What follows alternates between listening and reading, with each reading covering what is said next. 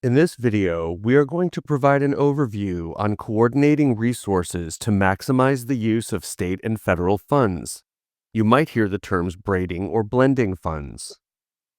What does it mean to braid and blend funds? Braiding funds is a resource allocation strategy that coordinates or weaves together two or more funding streams to support the total cost associated with what we plan to implement. Individual funding streams are coordinated to meet one purpose. Each individual funding stream maintains its identity for eligibility and reporting. Blending funds is a resource allocation strategy that consolidates or pulls together two or more funding streams to support the total costs associated with what we plan to implement. Individual funding streams are consolidated into one funding stream to meet one purpose. In this case, each individual funding stream loses its identity for eligibility and reporting. Which funds can be braided or blended? Because the majority of our state and federal funds allow for more flexibility, we're able to braid or coordinate any available funding sources together in order to meet our needs. The Department of Education in particular encourages coordinating funds and programs whenever possible. Funds that can be braided or coordinated include all unrestricted state and local funds, all directed state funds or grants, all federal funds, including ESEA title programs, IDEA, including IDEA CEIS, nutrition services, and mental health services.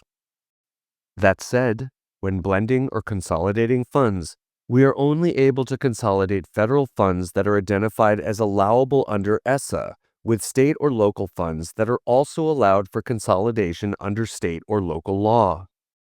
It is very rare to blend funds in Oregon, and districts should reach out to ODE if they are considering this as an option. Deciding whether to blend or braid funds will depend on the outcome you are working toward, the specific funding available, and the programs you are implementing. Because braiding is a more common strategy, the remainder of this video will focus on braiding funds. Before we get into specifics on braiding funds, it is helpful to organize all available funding into layers. The first layer consists of universal funds, which include unrestricted state and local funds. These funds pay for the basic services a program is already receiving to operate its base program and provide Tier 1 primary level of prevention for instruction and core curriculum. These funds cannot be supplanted. The second layer consists of supplemental funds, which include federal and state funding for a specified purpose. These funds pay for the comprehensive services necessary to strengthen programs that provide Tier 2 secondary level of prevention for intervention. Often, these funds are intended to increase and improve services for low-performing students and particular student groups, or provide accommodations for children to access the general education classroom. The third layer consists of specialized funds, which are restricted federal or state funds and grants. These funds pay for eligible services that increase or expand access to programs that provide Tier 3 tertiary level of prevention for intensive intervention.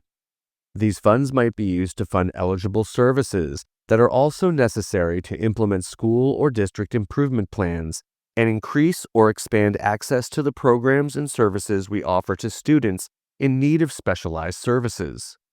Students receive services at all levels, depending on need. Now that we have an understanding of our available funding in layers, let's explore braiding funds. As mentioned earlier, braiding funds is a strategy that coordinates or weaves together two or more funding streams to support the total costs associated with what you plan to do. Let's say the programs and services we plan to implement as a whole will include services A, B, C, and D. Our universal funds can be used to pay for all of services A and a portion of B and C. Our supplemental funds can be used to pay for the remaining portion of B and a portion of C. And our specialized funds can be used to pay for the remaining portion of C and all of D. Let's look at a couple of examples. In this first example, an LEA identified that 62% of students experiencing a disability and 90% of English learners were not meeting ELA state standards. In response, the LEA launched a 2-year professional learning series on Universal Design for Learning, or UDL, for specialized literacy instruction. The LEA strategically braided multiple funding sources, maintaining accountability for each to provide both professional learning and ongoing coaching. The school used the following funding sources for each activity. At the LEA level, state funds, which are universal, and Title I, II, and III funds, which are supplemental, were used for delivering professional development. Also at the LEA level, state funds, universal, and Title I, II, and III funds, supplemental, were used for supporting teacher collaboration time. And at the school level, Title I, II, III, and IDEA funds, all of which are supplemental funds, were used for instructional coaching and application of learned strategies. With continued monitoring, the school reported increased English proficiency among English learners and both growth and proficiency improvements for students experiencing a disability. Here's another example. During the annual review period of performance data, an LEA found that 43% of students who scored below the 25th percentile in the fall remained there by spring, showing little academic growth. In response, the LEA plans to implement a district-wide multi-tiered system of supports, or MTSS, framework to address both academic and non-academic student needs through a tiered support system.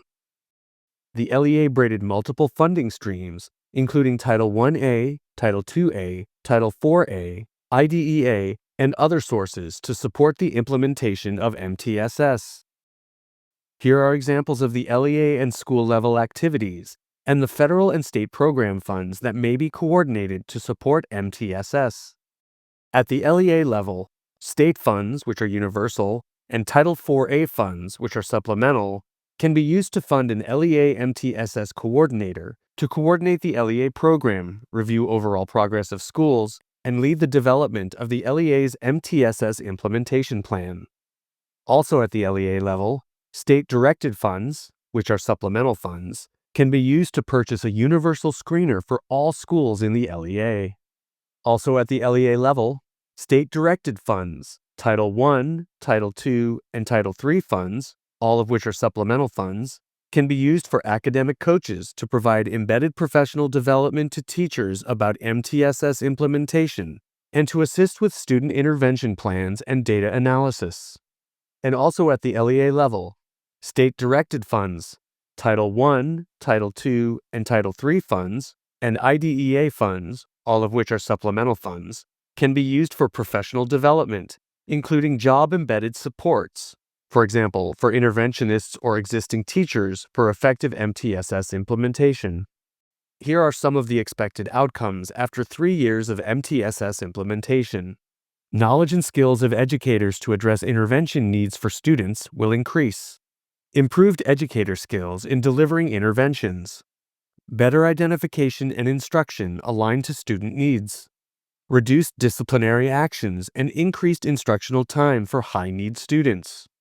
Decreased need for Tier 2 and Tier 3 supports due to stronger core instruction. And improved academic and behavioral outcomes for students with disabilities, English learners, and others with intensive needs. Please remember that there may be specific requirements under each state and federal programs to consider before implementing programs and services. To meet these requirements, consult with your district's program directors or ODE. It is important to keep in mind that when braiding or coordinating funds, costs are not duplicated across programs, that federal funds are not supplanting state or local funds, see the Supplement Not Supplant module for more specifics, and that each funding source is charged its fair share of program and administrative costs. Here are some questions to consider when braiding. What initiative or activity have you identified as a priority? What departments need to collaborate to plan the coordination and implementation of this initiative or activity? What state and federal funds are eligible to braid for this initiative or activity? What is the intent and purpose of each state and federal program? And how will you ensure allocability, supplement not supplant, and maintenance of effort requirements will be met? Coordinating resources provides opportunities for staff to engage in collaborative planning, that encourages creative and innovative approaches to enhance the quality of programs and services. More importantly, it enhances the educational experience of students by providing access to a multitude of services within a single program. For more information or support with coordinating resources, please reach out to ODE. Now, please return to the module for the next learning activity.